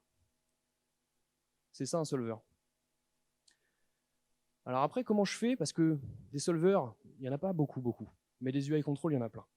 Et quand on arrive et qu'on ne sait pas du tout, on se met un casque sur la tête et on dit vas-y, il faut que tu designes ta première application en réalité mixte, et on voit la liste de trucs dans la documentation de technique du MRTK, on se dit ok, je connais rien, comment je vais faire? Je suis perdu. Donc moi, ce que j'ai fait, c'est que j'ai testé plein d'apps, j'ai parlé avec les développeurs, évidemment, beaucoup. Ils m'ont appris plein de trucs, et puis à la fin, je me suis dit, il faut que j'arrive à catégoriser les choses, à savoir qu'est-ce que je vais utiliser pour quoi faire. Voilà, c'est ça, c'est basique. Alors je ne sais pas si vous connaissez ce type de schéma. C'est un schéma que j'ai piqué dans une émission qui s'appelle Pause Process. C'est une super émission sur YouTube. C'est des jeunes mecs qui parlent de plein de trucs, et notamment ils ont fait une émission qui s'appelle Les UI des jeux vidéo. C'est super intéressant, et dans cette émission, il y a ce graphique qui vous permet de savoir à quelle catégorie d'UI appartient l'interface qui est dans votre jeu. Est-ce que c'est extra-diégétique, méta-diégétique ou spatial? C'est des noms, ça peut paraître un petit peu barbare comme ça. En fait, c'est tout simple. Pour savoir, il faut juste répondre à deux questions. Est-ce que c'est dans l'univers du jeu, dans la diégèse du jeu? Est-ce que le héros de mon jeu est conscient de cette interface? Est-ce que ça a une existence pour lui ou pas? Et donc c'est vraiment binaire, oui, non. Et est-ce que ça fait partie de l'espace du jeu? Est-ce que c'est dans la scène 3D justement? Ou est-ce que c'est des choses qui sont uniquement en calque d'informations, comme de la réalité augmentée, par-dessus? Et quand vous avez répondu à ces questions-là, et ben vous arrivez à savoir si vous avez affaire à une interface méta, diégétique, etc. Par exemple, Zelda Breath of the Wild, ça, les cœurs, là, les épées, les machins, Link, lui, il s'en fout, ça fait pas partie de son univers, ça fait pas partie de sa diégèse. Donc, l'univers du jeu, non. Est-ce que ça fait partie de la scène 3D? Non. C'est extra-diégétique. Méta, ici, vous avez un compteur de bagnole. Il fait pas partie, ce compteur, de la scène 3D. Il n'est pas dans l'univers 3D. Par contre, il fait partie de l'univers du jeu. Un compteur de voiture, ça fait partie du jeu Forza. Donc, on est sur une interface méta. Fallout, interface diégétique. Les petits points d'exclamation dans Metal Gear Solid, interface spatiale. Les héros, ils n'ont aucune conscience qu'ils ont des points d'exclamation au-dessus de la tête, mais c'est quand même dans l'espace du jeu. En fait, moi, ce que j'ai fait, c'est que j'ai détourné ce graphique-là. Je suis désolé, je m'attarde un peu de plomb parce que ça me fascine ce truc-là, mais j'ai détourné ce truc pour essayer de catégoriser mes UI à moi dans la réalité mixte. Mais mes questions, forcément, elles changent. Il n'y a plus d'histoire de jeu, il n'y a plus d'histoire d'univers du jeu, ça n'a plus d'importance. Ce qui est important, c'est est-ce que mon UI, elle fait partie de l'espace de l'utilisateur? Est-ce qu'elle est corporelle? Est-ce qu'elle est liée à moi? Ou est-ce que, au contraire, elle est liée à l'espace 3D, à mes objets, à la scène 3D, ou à l'espace qui est autour de moi? L'espace 3D, c'est pas que les objets 3D, les hologrammes, c'est aussi l'espace physique qui est autour de moi. Et donc, quand j'ai répondu à ces questions-là, ben, je sais si j'ai affaire, alors extra-diégétique, évidemment, ça n'existe pas dans HoloLens, mais je sais si j'ai affaire à une interface méta, diégétique ou spatiale. Et donc là, les petits gifs que vous voyez, c'est pas moi qui les ai faits, ça fait partie des guidelines de Microsoft, et c'est des gifs qui servent à illustrer les comportements des solvers, justement. Par exemple, je peux décider que mon interface, elle va me suivre partout. C'est ce qu'on va appeler du tag-along, ou du body locked. C'est lié à mon corps. C'est lié au déplacement de mon corps. Spatial, parce que je vais l'épingler dans l'espace, mon interface. Je vais la mettre là, puis quand je vais partir, elle va rester là. Mais c'est peut-être parce que ça m'intéresse de faire ça. J'ai pas envie qu'elle me suive partout, cette interface. Elle est juste liée à un contexte ici qui m'intéresse, à un espace de travail, par exemple. Donc voilà comment j'ai catégorisé les choses. En diégétique, évidemment, c'est parce qu'on peut aussi s'amuser à épingler une information, par exemple, sur un panneau d'information, une information virtuelle sur un panneau d'information physique. Et donc là, on est dans une espèce de mélange qui fait qu'on est sur une interface diégétique parce qu'elle fait partie de l'espace utilisateur et en même temps, elle fait partie de l'espace 3D. Donc, ce petit graphe, il m'a permis déjà de catégoriser les solvers. Tout ce qui est bodylocked et tag-along, c'est en haut. Tout ce qui est billboard, c'est en bas. Le billboard, c'est ce que vous savez, c'est ces petites étiquettes qui me suivaient quand je me déplaçais. Donc elles sont fixes, elles sont liées à l'univers 3D, mais en même temps, elles se déplacent en fonction de moi. Donc elles sont aussi liées à moi. Et puis aussi, tout ce qui est world lock, qui est en fait les choses qui sont épinglées sur les murs, ça c'est vraiment lié à l'espace 3D. C'est pas lié à moi du tout. Et une fois que j'ai catégorisé ça, je suis allé remettre derrière tous les UI control. Et en fait, ce qu'on voit, c'est que les UI control, ils sont présents dans différentes catégories parce que en fonction de si un slider il est épinglé ou pas, il n'est pas dans la même catégorie.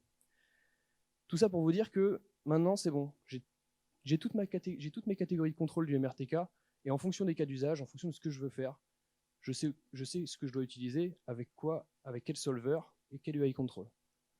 Et maintenant c'est clair dans ma tête. C'est peut-être pas clair dans la vôtre. Vous avez perdu, non? Non, c'est bon? Ok. Il n'y a pas que l'ergonomie, les inputs, les interactions. Dans HoloLens, évidemment, le but aussi, c'est de faire des choses jolies et lisibles. Donc là, on n'est plus dans l'ergo, on est dans l'UI, vraiment, à proprement parler. User Interface. On a des guidelines de chez Microsoft qui s'appellent Fluent Design System.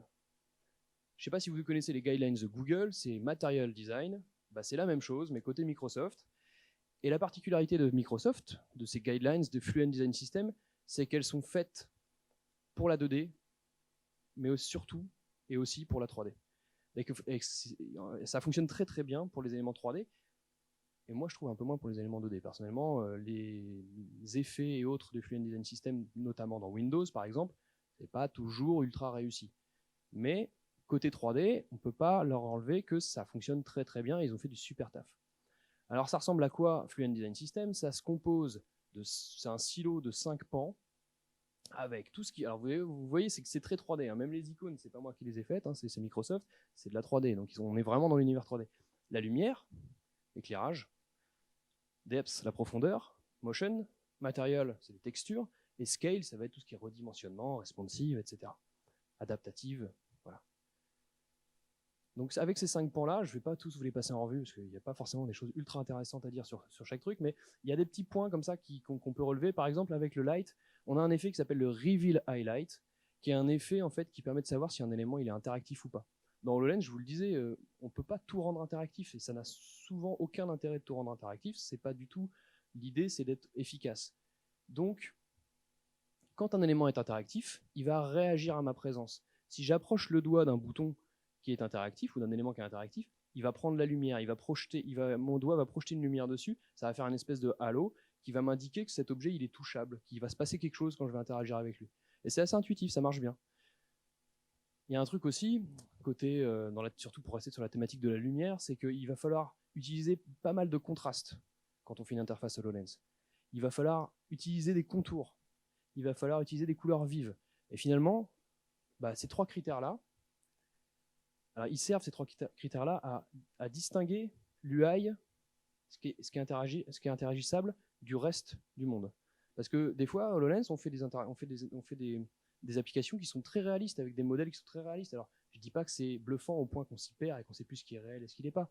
Mais le but, c'est quand même que ce soit très clair ce qui est interactif, ce qui ne l'est pas, ce qui est réel et ce qui ne l'est pas. Et quand on veut faire de l'ultra-réalisme, on peut en faire évidemment, mais les UI, c'est quelque chose de différent. Il faut savoir ce qu'on peut cliquer et ce qu'on ne peut pas cliquer, pour le dire grossièrement comme ça.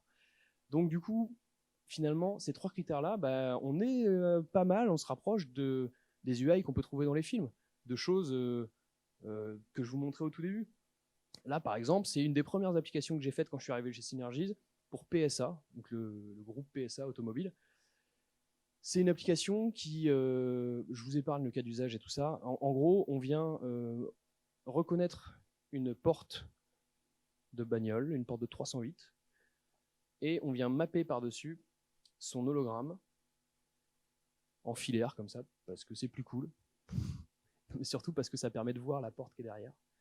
Ça permet de mêler les deux environnements sans s'y perdre. Et puis, on va mettre des points d'intérêt sur cette porte, qui sont des points de mesure, de conformité de cette porte. Et on a une UI ici qui est au premier plan, qui va me permettre de changer les textures, de changer de mode, etc.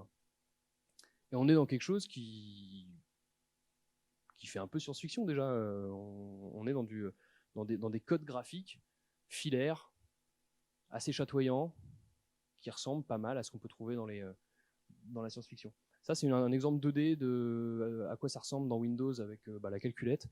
Les effets de Reveal Highlight, la vidéo démarre pas, donc bon, c'est pas grave. Matériel, pour tout ce qui concerne les textures et les effets aussi, ils ont fait un truc qui s'appelle Acrylic Material. C'est un nom très compliqué pour dire qu'en fait c'est du flou, c'est du blur.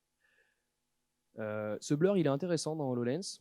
Alors pour être tout à fait franc, on ne peut pas le mettre en place de façon simple. Pour l'instant, on utilise de la transparence. Mais dans l'idée, c'est un blur texturé qui va nous permettre de voir à travers les interfaces. Et il y a plein de cas d'usage, par exemple industriel, où vous avez une personne qui est dans un environnement assez dangereux, parce qu'il est dans une usine, il y a des Fenwick qui passent, il y a des machins qui peuvent tomber, il y a des mecs avec des scies circulaires et tout. Donc il faut qu'il soit conscient de son environnement, il ne s'agit pas de l'enfermer dans une interface qui va être très opaque. Vous voyez, tout à l'heure, quand j'étais dans l'hologramme, là, moi je ne vous voyais plus. S'il y avait eu un truc qui m'était arrivé en pleine tête, je ne l'aurais pas vu, je me le serais pris en pleine tête. Donc il y a plein de cas d'usage où il faut que la personne reste vraiment consciente de ce qui se passe autour d'elle. Donc on utilise beaucoup de transparence, beaucoup d'interfaces filaires, et on utilise du blur pour permettre quand même de rester focus sur les interfaces. C'est-à-dire qu'on va faire un panneau, comme par exemple ce panneau qu'on voit ici, un panneau qui va contenir notre interface, qui va être flouté pour nous permettre de rester bien focus sur ce qui se passe au niveau de l'UI, mais tout de même, on voit ce qui se passe derrière, donc s'il y a un truc qui vous arrive en pleine tête, vous allez le voir arriver. Une unité commune. Pourquoi une unité commune? J'ai mis from pixel to meters parce que il y a la question qu'on se pose, la question quasiment numéro 1 que je me suis posée quand j'ai dû commencer à faire des UI dans HoloLens, c'est quand je fais un truc de 100 pixels, une icône, un fond de bouton, n'importe quoi, quelle taille ça va faire dans HoloLens? Je sais pas. Donc j'ai dû tester en fait. Pour être même tout à fait franc, j'ai posé la question aux gens de Microsoft, comment vous faites vous? Et en fait, j'ai pas eu de réponse claire. Chacun a sa méthode de travail, chacun. Et en fait, j'ai compris pourquoi un peu plus tard. Ce qui se passe, c'est que, pour reprendre un peu la base, voilà ce que voit l'œil humain, le champ visuel humain. C'est composé de, pour chaque œil, 2 globes. Alors, je vous ai mis une grille pour que ce soit plus simple. Une unité, là, c'est 5 degrés. 5 degrés. C'est composé de 2 globes de 60 degrés. Sachant que dans ces 2 globes de 60 degrés, il n'y a pas grand-chose qui est, entre guillemets, utilisable. Il y a énormément de vision périphérique où on n'est pas capable de distinguer les couleurs, on n'est pas du tout capable de lire du texte. Vous mettez un truc là avec du texte, je suis incapable de le lire, et vous aussi, et n'importe qui ici, c'est normal. Donc, finalement, sur ces 2 globes de 60 degrés, il y a juste une toute petite zone centrale, là, qui va être utilisable pour lire une interface, pour lire du texte, pour distinguer une couleur, pour savoir si c'est un triangle, un carré, un rond, etc. Et donc, le champ visuel, il est conçu de cette façon-là. Le centre d'une UI, on le met évidemment toujours ici. Ce petit point-là, c'est normalement un peu plus grand, c'est ce qu'on va appeler la zone fovéale. C'est la zone où on a le plus, de cônes, bâtonnets, cônes dans l'œil, au niveau de la rétine. Et c'est la zone, si vous voulez dire comme ça, où on a la plus grande définition au niveau de l'œil. C'est ce qui va nous permettre de lire. En dehors de cette zone fovéale, la lecture, ça devient très compliqué. Et dans HoloLens 1, le champ visuel, il était comme ça. Donc, vous voyez, sur le champ visuel global, ça paraît vraiment minuscule. On se dit, waouh, c'est une petite fenêtre de rien du tout. C'est vrai que c'était frustrant, HoloLens 1, à ce niveau-là, et on a eu plein de retours d'ailleurs en ce sens. Quand on mettait HoloLens 1 sur la tête, on s'attendait à un truc ultra immersif. Encore une fois, trop d'attentes, trop de films de science-fiction. Et en fait, on se retrouvait avec une petite fenêtre dans laquelle on pouvait voir des hologrammes, et au-delà de laquelle le monde virtuel n'existe plus. Donc ça casse l'immersion, c'est frustrant, c'est un peu, voilà, c'est un peu navrant. Il y a des gens qui étaient... Mais finalement, c'était déjà suffisant pour lire une interface. Largement suffisant. Ce qu'a fait Microsoft, c'est que immédiatement, je pense qu'ils n'ont pas attendu d'avoir les retours utilisateurs, ils étaient déjà sur le coup, mais ils ont pris en compte ce problème, qui était un vrai problème, et ils ont agrandi le FOV, le Field of View, le champ visuel de HoloLens, et il a quasiment doublé, en fait, en diagonale en tout cas, il a quasiment doublé. Et donc là, on est dans quelque chose de vraiment immersif. On pourrait se dire, encore une fois, par rapport au champ visuel global, c'est pas fou, mais franchement, aujourd'hui, j'ai quasiment jamais d'hologrammes qui viennent sortir de mon champ visuel et qui viennent disparaître comme ça. On est sur quelque chose qui est pour le coup assez réussi. Donc, je disais tout à l'heure, pas de cadre, on sort du cadre. On apprend à designer en dehors du cadre. En fait, avec HoloLens 1, on avait cette grosse contrainte du field of view qui était très étriqué, et on devait apprendre à fonctionner avec un cadre quand même, parce que c'est un cadre mouvant, bien sûr, en fonction d'où je regarde, mais on pouvait se retrouver rapidement avec des UI qui sortaient du cadre, et ça devenait compliqué de s'y retrouver, parce que si vous avez des interfaces un petit peu morcelées un petit peu partout, vous pouviez vous retrouver à chercher où est-ce que j'ai mis mon bouton, où est-ce qu'il est mon objet 3D, ça pouvait être un peu agaçant. Maintenant, on a une vision périphérique qui est plus large, et donc c'est plus intéressant. Mais ce FOV, encore une fois, pour revenir à mon histoire d'unité, qu'est-ce qu'il représente en termes de pixels? Moi, j'ai voulu savoir ça assez vite. C'est quoi la taille du field of view de HoloLens? Alors, ces données-là, c'est clairement pas... c'est mes mesures à moi, elles ne valent que pour moi et ma méthode de travail, parce qu'en fait, c'est un ratio qui m'intéresse, 1550 par 1020 pixels. C'est un ratio, pourquoi? Parce que on n'est pas capable aujourd'hui de définir la résolution exacte d'un HoloLens. C'est des technologies qui sont tellement différentes de celles d'un écran qu'on n'est pas capable de dire la taille précise d'un écran de HoloLens. Du coup, moi, ce qui m'intéressait, c'était de dire, ok, je vais mettre un HoloLens sur ma tête, je vais prendre un mètre ruban, je vais prendre des feuilles, et puis je vais regarder, quand je suis à 1 mètre du mur, je vais regarder ma feuille, je vais placer un cadre, et puis je vais voir, pour distinguer mon FOV, je vais mettre des petits post-it aux 4 coins, je vais regarder la taille que ça me donne dans la vie réelle. C'est tout bête, mais c'est la seule solution que j'ai trouvée pour connaître la taille réelle de mon field of view dans mon espace physique. Et une fois que j'ai réussi à faire ça, j'ai réussi à trouver un taux de conversion en quelque sorte. J'ai su que quand j'allais créer un objet, par exemple de 256 pixels, il allait faire 25 cm6 dans la vie réelle. Et ça change tout parce que quand je dois travailler et créer des assets graphiques, je dois créer des icônes. c'est important que je sache à quelle taille je les exporte. Si je le donne à mon développeur et qu'après il doit se débrouiller avec, à faire des scales, des machins dans tous les sens pour réussir à avoir un objet de la bonne taille, c'est compliqué pour lui. Donc ça, c'est quelque chose qui était vraiment super important d'éclaircir très très vite. Donc là, je sais que quand je suis à 2 mètres de distance avec mon HoloLens, ce que je regarde, ça représente une taille de 1,55 m par du coup 102 cm. Enfin, 155 cm par 102 cm. Et ici, j'ai une notion qui s'appelle les PPU. Alors là, je vais peut-être un peu vous perdre, hein, mais j'y vais quand même. Les PPU, en fait, c'est un rapport avec les unités dans le logiciel qu'on utilise pour développer les applications HoloLens, qui s'appelle Unity 3D. C'est un environnement de développement qui est à la fois un environnement où on fait du code et où on fait de la 3D, avec des objets 3D. Donc on peut placer des objets 3D, puis coder dessus des comportements, mettre des solvers, etc. Et dans Unity 3D, on a cette notion de reference pixel per unit pour les canvas, pour les conteneurs des interfaces. Et puis, on a cette notion de pixel per unit pour les assets graphiques qu'on vient importer dedans. Et en fait, c'est ce chiffre-là, de 1000 pixels per unit, qui m'a permis en fait, d'avoir ce taux de conversion dont je vous parle, de pixels vers centimètre ou de pixels vers mètre. Et c'est grâce à ça que maintenant, je sais exactement, quand je vais exporter un élément, la taille qu'il fera dans HoloLens. Sans ça, franchement, c'était très compliqué de travailler de façon efficace, vraiment. Je vais terminer, j'ai dû déborder très largement, non? Damien? Bof. Je termine, j'essaie de faire vite. Les outils et process du designer en réalité mixte, c'est quoi? Papier, crayon, storyboard, wireframe. Bah ouais, c'est important en fait de commencer par la base.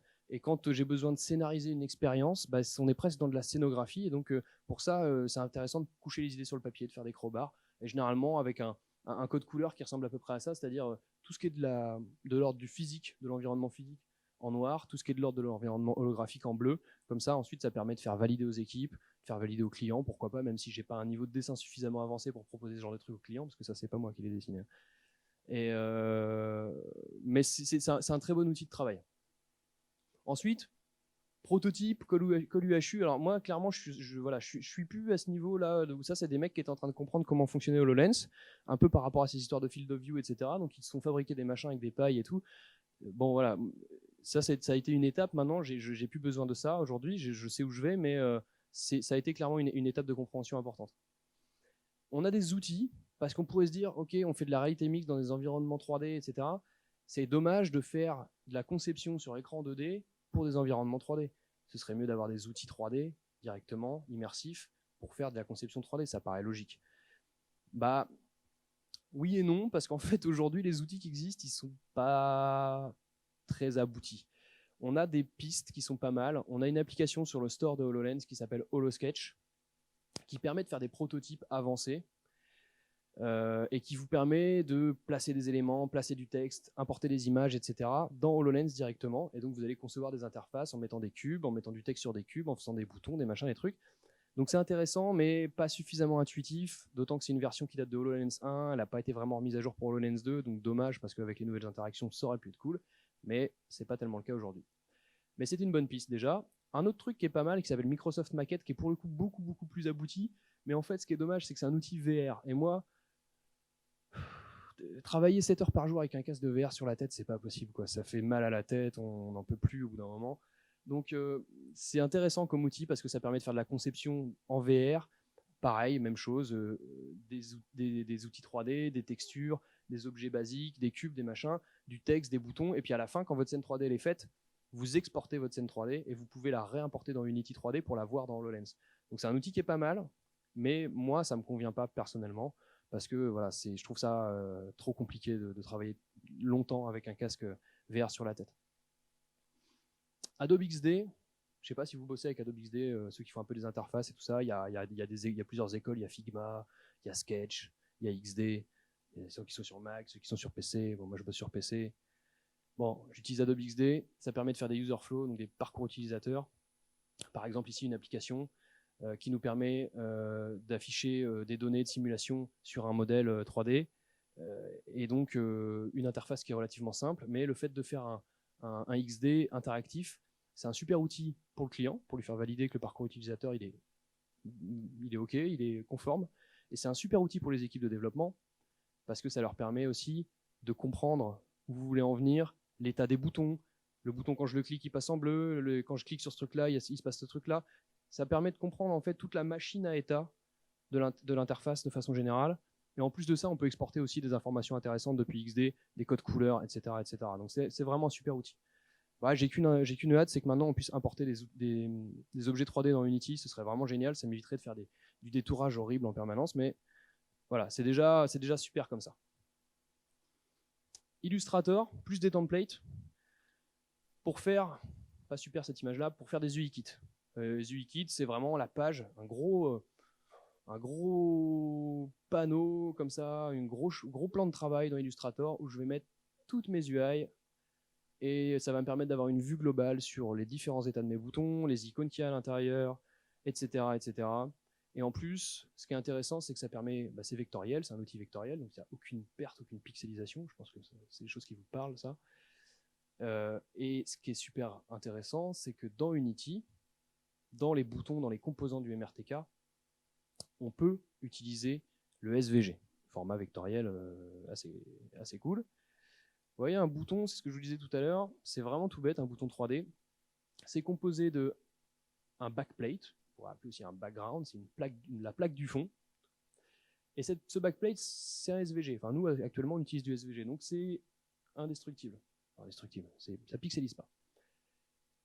À l'intérieur de ce bouton, on a une icône, et cette icône, c'est un SVG aussi. Donc ça veut dire que moi, dans Illustrator, avec mon histoire de pixels per unit et mon taux de transformation, je fais mon SVG à 256 pixels et je sais qu'à la fin, je vais l'exporter et mon développeur il va pouvoir le mettre dans un bouton, mauvais exemple, qui va faire 25 cm. Donc un bouton de 25 cm, c'est pas génial, mais voilà, pour vous donner l'idée, je peux tout faire depuis Illustrator en maîtrisant la qualité et en maîtrisant la taille. Et puis ensuite, on a ce qu'on appelle un front plate. Et ce front plate, il n'a pas besoin d'être vectoriel, et attention, il ne peut pas être vectoriel parce que c'est un objet 3D qui s'appelle un quad. En fait, c'est un parallélépipède rectangle. Par-dessus, sur ce quad, on lui applique un matériel, et ce matériel lui permet de prendre la lumière. Donc on peut mettre des lumières dessus, des lumières 3D, hein, évidemment. Et c'est ça qui va nous permettre, quand on approche le doigt, de faire des effets de reveal highlight, et ces choses-là dont je vous ai parlé tout à l'heure. Voilà comment c'est foutu un bouton. C'était pour l'exemple et pour montrer que voilà, le côté SVG et Illustrator, c'est vraiment intéressant aussi pour travailler dans HoloLens, malgré le fait que c'est un outil 2D par excellence. Un outil qui est intéressant aussi, c'est Unity. Évidemment, ça, on ne peut pas s'en passer aujourd'hui pour faire des applications. HoloLens. Unity plus Holographic Remoting Player, qui est une application sur HoloLens qui permet de voir en temps réel, de se connecter à Unity grâce à une adresse IP du HoloLens et de voir en temps réel les interfaces qu'on conçoit. Donc je vous fais le topo, je suis devant mon ordinateur, je suis sur Unity, je suis en train de créer mon interface et en même temps j'ai mon casque sur la tête. Et dès que je connecte mon casque et Unity, je vois en temps réel les modifs que je fais. Donc du coup, j'ai mon interface là, je travaille, je fais mon truc, hop, je regarde ce que ça donne, ouais, c'est bien, l'espacement il est bien, le layout il est bien et tout ça. C'est impeccable, ça permet d'éviter des longues phases de compilation, de déploiement sur les casques de HoloLens, etc. où du coup ça fait des workflows de tests qui sont infinis. Voilà, avec cet outil-là, ça va beaucoup plus vite. Photoshop, c'est un petit peu à part, je m'en sers en fait, c'est presque plus un outil commercial et de communication, marketing, on va dire. Ça me permet de faire des vues d'artistes de ce genre-là, où ça permet de saisir assez rapidement à quoi sert l'application, c'est quoi le cas d'usage. C'est des montages comme ce que je vous ai montré tout à l'heure quand je vous parlais des use cases, etc. Est-ce que vous avez des questions? Ça termine de façon un peu abrupte. Hein. J'ai pas de conclusion. Hein. C'est l'heure, ouais. Ouais. Il y a des questions quand même ou pas, même si on n'a pas beaucoup le temps? Oui. Oui. Est-ce qu'il existe, associé à l'usage des HoloLens, des outils de tracking des données comportementales, style le nombre de fois où le bouton va être cliqué, enfin être appuyé, touché, quelque chose aussi qui traquerait l'utilisateur, ses difficultés justement à appréhender l'UI. Pour faire du testing en fait d'interface. Ouais, vraiment, mais automatisé, quoi, qui n'est pas nécessairement un gars qui regarde. Ouais. Alors, à ma connaissance, il n'y a pas d'outils préexistants, on va dire, des trucs genre sur étagère qu'on va pouvoir. Par contre, on peut les développer. Et nous, c'est des choses qui nous intéressent. Pas à ma connaissance. J'ai des collègues dans la salle, peut-être qui sont développeurs justement, et peut-être qui peuvent confirmer ou infirmer ce que je dis. À ma connaissance, il n'y a pas d'outil actuellement qui permet de faire ça. Voilà. Encore une fois, sur étagère, tout fait, préfet. Mais encore une fois, c'est une techno qui est très jeune. Voilà. Par contre, ce qu'on peut faire facilement, c'est, même si ça répond pas tout à fait à ta demande, mais c'est enregistrer le flux vidéo du HoloLens et voir notre utilisateur qui galère. Bah, on sait qu'il galère, et on peut facilement savoir d'où viennent les problèmes juste grâce à un outil tout simple de flux vidéo, quoi. Ouais. D'autres questions? Non? Ok, bon, on va s'arrêter là alors.